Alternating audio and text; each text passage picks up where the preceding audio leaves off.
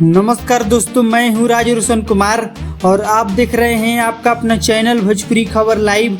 Bhojpuri industry से लेकर देश भर के म्यूजिक ट्रेडर्स तक हर बड़ी खबर सबसे पहले यहाँ मिलेगी।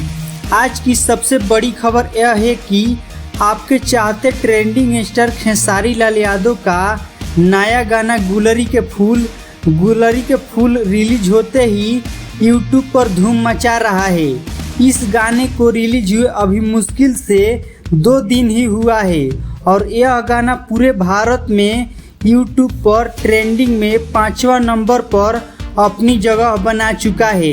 यह खेसारी लाल के चाहने वाले के लिए वाकई एक बड़ी जीत है। तो दोस्तों, इस तरह की और भी ताज़ा भोजपुरी न्यूज, ट्रेंडिंग अपडेट और म्यूजिक से जुड़ी हर छोटी बड़ी खबर के लिए देखते रहिए आपका अपना चैनल भोजपुरी खबर लाइव।